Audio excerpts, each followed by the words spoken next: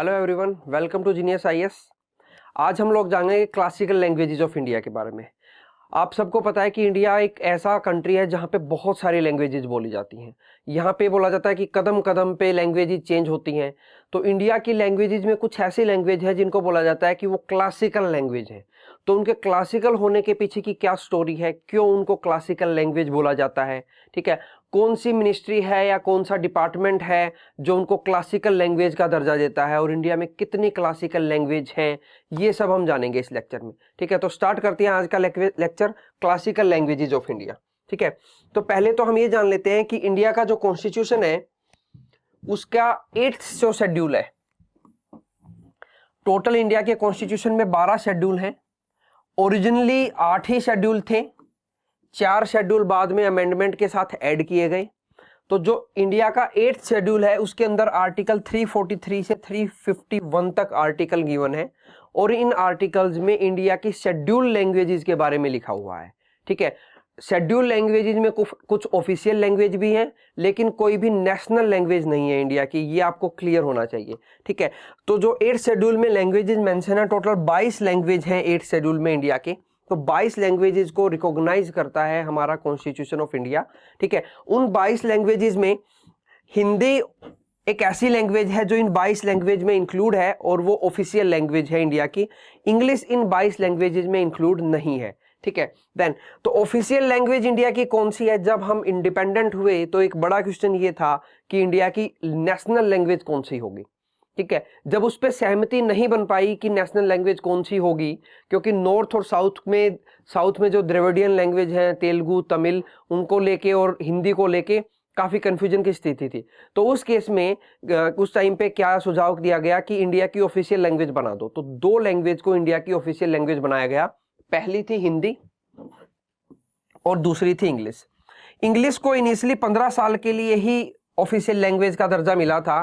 ठीक है, लेकिन उसके बाद साउथ साइड में हुए प्रोटेस्ट की वजह से उसको कंटिन्यू करना पड़ा। 15 साल के बाद भी उसको आगे करना पड़ा। अदरवाइज प्लानिंग ये थी कि 15 साल तक ऑफिशियल लैंग्वेज रहेंगी हिंदी और इंग्लिश, और उसके बाद धीरे धीरे हम हिंदी को नेशनल लैंग्वेज बना देंगे। लेकिन ऐसा पॉसिबल नहीं हो पाया, क्योंकि इंडिया एक मल्टी लिंग्विस्टिक कंट्री है, उसकी वजह से। ठीक है, अब प्रोविजन क्या है ऑफिशियल लैंग्वेज के रिगार्डिंग, कि या तो हिंदी ऑफिशियल लैंग्वेज होगी, कोई भी ऑफिशियल वर्क होगा वो हिंदी में होगा, या फिर इंग्लिश में होगा, या फिर अगर कोई स्टेट लेजिस्लेचर, स्टेट में लॉ मेकिंग जो पावर है, वो स्टेट की किसी लैंग्वेज को किसी लेजिस्लेशन के थ्रू लॉ बना के पास कर दे कि इस स्टेट में ये लैंग्वेज ऑफिशियल लैंग्वेज की तरह यूज की जाएगी, तो वो भी प्रोविजन को हमारे कॉन्स्टिट्यूशन में है। तो इन 3 में से कोई भी एक को ऑफिशियल लैंग्वेज यूज किया जा सकता है, इधर हिंदी या फिर इंग्लिश, या फिर स्टेट किसी लैंग्वेज को लेजिस्लेशन से ये पास कर दे कि ये स्टेट की ऑफिशियल लैंग्वेज है। ठीक है, लेकिन इंडिया में अभी भी कोई नेशनल लैंग्वेज नहीं है, ये आपको ध्यान रखना है। ठीक है, इससे अलग भी 1-2 चीजें और हैं जो आपको ध्यान रखनी है। लाइक जो हमारा हाई कोर्ट है और सुप्रीम कोर्ट है, उसके अंदर जो लैंग्वेज यूज होगी वो सिर्फ इंग्लिश होगी। ठीक है, और हमारा जो पार्लियामेंट है, पार्लियामेंट मतलब Rajya Sabha, Lok Sabha and president of India. ठीक है, तो पार्लियामेंट में जो लैंग्वेज यूज होंगी वो होंगी हिंदी या इंग्लिश। ठीक है, लेकिन ये दूसरी बात है कि पार्लियामेंट में अगर कोई पर्सन किसी लोकल लैंग्वेज में एड्रेस करना चाहे तो पहले उसे स्पीकर की परमिशन की रिक्वायरमेंट होगी। अगर वो दूसरी लैंग्वेज में भी एड्रेस कर सकता है सेशन को, लेकिन उसको परमिशन जो है स्पीकर से लेनी पड़ेगी। ठीक है, तो ये भी आपको ध्यान रखना है कि हाई कोर्ट और सुप्रीम कोर्ट की लैंग्वेजेस कौन सी हैं ऑफिशियल, और हमारी पार्लियामेंट की ऑफिशियल लैंग्वेज कौन सी है। ठीक है, देन अब आगे चलते हैं। अब इन्हीं लैंग्वेजेस में से जो ये 22 लैंग्वेज हैं, इन लैंग्वेजेस में से कुछ लैंग्वेजेस को क्लासिकल लैंग्वेज का दर्जा मिला हुआ है। अब क्लासिकल लैंग्वेज का दर्जा देने का क्या क्राइटेरिया है, और कौन सी मिनिस्ट्री वो क्राइटेरिया को फुलफिल करने पे उस लैंग्वेज को क्लासिकल लैंग्वेज का दर्जा देती है, पहले ये देख लेते हैं। ठीक है, तो क्लासिकल लैंग्वेज का दर्जा मिलता है मिनिस्ट्री ऑफ कल्चर से। तो आपको ये पता होना चाहिए कि क्लासिकल लैंग्वेज का दर्जा कौन देती है, तो मिनिस्ट्री ऑफ कल्चर देती है। अब उसके लिए वो कुछ रिक्वायरमेंट्स देखती है। पहले जब 2004 में ये क्लासिकल लैंग्वेज वाला सिस्टम स्टार्ट हुआ तो ऐसे कोई क्राइटेरिया नहीं था, लेकिन बहुत सारे स्टेट्स ने फिर अप्लाई कर दिया कि हमारी लैंग्वेज को भी क्लासिकल लैंग्वेज बना दो। ठीक है। कुछ बेनिफिट हैं जो क्लासिकल लैंग्वेज पे होने पे मिलते हैं, वो हम आगे देखेंगे।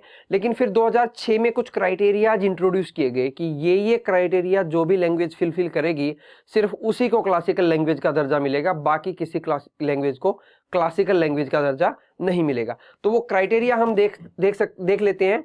एग्जाम पॉइंट ऑफ व्यू से इंपॉर्टेंट है।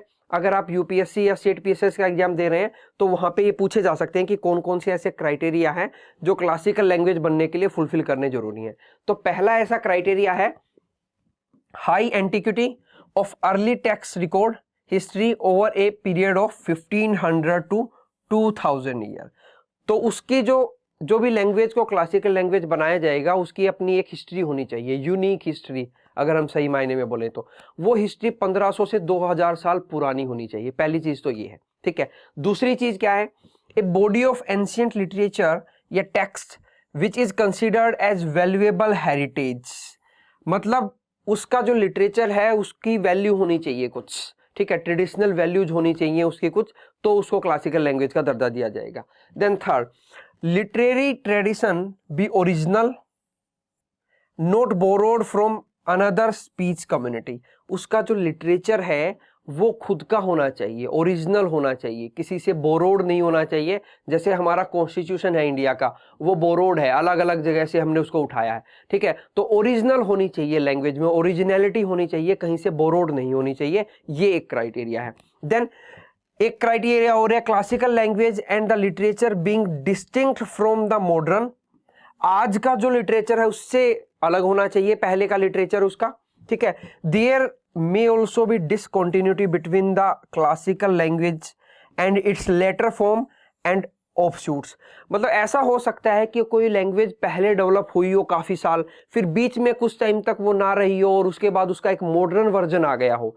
तो उसका मॉडर्न वर्जन और उसका जो पुराना वर्जन है उनके बीच में एक सिमिलैरिटी होनी चाहिए और एक डिफरेंस भी होना चाहिए, ठीक है। लेकिन सबसे इंपॉर्टेंट बात जो है क्लासिकल लैंग्वेज बनने के लिए वो पुरानी होनी चाहिए 1500 से 2000 साल, वैल्यूएबल हेरिटेज होनी चाहिए, एक वैल्यूएबल ट्रेडिशन होना चाहिए उसका, ठीक है, और वो यूनिक होनी चाहिए अपने आप में, कहीं से बोरोड ना हो, ओरिजिनल होनी चाहिए। ये कुछ क्राइटेरिया है जो कोई लैंग्वेज अगर फुलफिल करेगी तो वो मिनिस्ट्री ऑफ कल्चर के पास अप्लाई कर देगी और मिनिस्ट्री ऑफ कल्चर उसको क्लासिकल लैंग्वेज का दर्जा दे देगी, ठीक है। तो कौन कौन सी लैंग्वेज ऐसी हैं जिनको अभी तक ये क्लासिकल लैंग्वेज का दर्जा मिला है वो देख लेते हैं, ठीक है। सबसे पहला दर्जा जो मिला था क्लासिकल लैंग्वेज का वो मिला था तमिल लैंग्वेज को, उसको 2004 में डिक्लेयर किया गया था।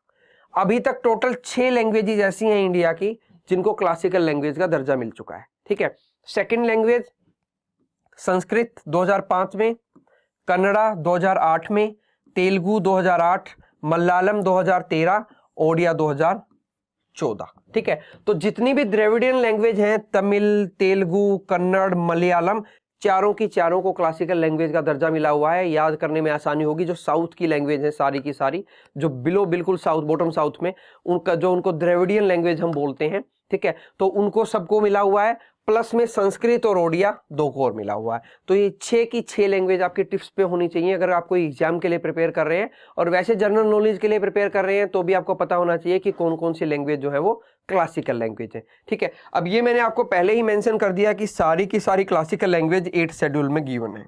जो 8 शेड्यूल में 22 लैंग्वेज गिवन है उनमें से 6 नोट 8 6 जो है वो क्लासिकल लैंग्वेज भी है, ठीक है। नाउ अब ये क्लासिकल लैंग्वेज तो हमने देख ली कि क्या क्राइटेरिया को फुलफिल करना चाहिए, ठीक है, और कौन कौन सी लैंग्वेज जो है वो क्लासिकल लैंग्वेज है। अब वो बेनिफिट और देख लेते हैं जिनके लिए ये क्लासिकल लैंग्वेज बनने की लड़ाई हो रही है कि मुझे भी मेरी लैंग्वेज को भी क्लासिकल बनाओ, दूसरा स्टेट कहता है कि हमारी लैंग्वेज को भी क्लासिकल लैंग्वेज बनाओ। तो क्या बेनिफिट मिलता है और बेनिफिट कौन देता है? तो जो बेनिफिट देता है वो देता है मिनिस्ट्री ऑफ एजुकेशन। पहले ये MHRD थी, ministry of human resource and development, अब इसका नया नाम है मिनिस्ट्री ऑफ एजुकेशन। तो मिनिस्ट्री ऑफ एजुकेशन ये बेनिफिट देती है अगर कोई लैंग्वेज क्लासिकल लैंग्वेज बन जाए तो। कौन कौन से बेनिफिट है वो देख लेते हैं। पहला बेनिफिट मिलता है 2 मेजर एनुअल इंटरनेशनल अवार्ड मिलते हैं, ठीक है, किनको?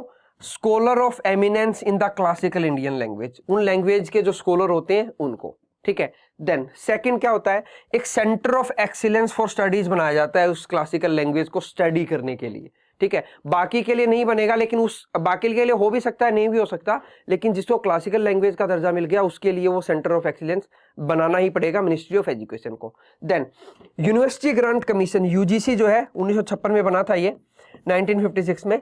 तो UGC is requested to start with at least in the central university a certain number of professional chair for the classical language so declared। अगर किसी लैंग्वेज को क्लासिकल लैंग्वेज बना दिया तो जितनी भी सेंट्रल यूनिवर्सिटी हैं या कम से कम एक सेंट्रल यूनिवर्सिटी के अंदर कुछ चेयर्स ऐसी बनाई जाएंगी, कुछ पोस्ट ऐसी क्रिएट की जाएंगी जो उन क्लासिकल लैंग्वेजेस के लिए होंगी। ठीक है, तो ये सारे के सारे बेनिफिट मिलते हैं क्लासिकल लैंग्वेज होने के, मिनिस्ट्री ऑफ एजुकेशन ये देता है। ठीक है, इससे पहले हमने ये देखा क्लासिकल लैंग्वेज का दर्जा कौन देता है, और 6 क्लासिकल लैंग्वेज हैं हमारे यहाँ पे टोटल। ठीक है, तो इस लेक्चर में इतना ही, फिर किसी नए इन्फॉर्मेटिव लेक्चर के साथ हम फिर से हाजिर होंगे। आपको अगर हमारा ये एफर्ट अच्छा लग रहा है तो इसको लाइक कीजिए, शेयर कीजिए, सब्सक्राइब कीजिए हमारे यूट्यूब चैनल को। कोई सजेशन है, सुझाव है तो आप कमेंट बॉक्स में लिख के बता सकते हैं। ठीक है, नए लेक्चर के साथ मिलेंगे। Till then take care, bye bye.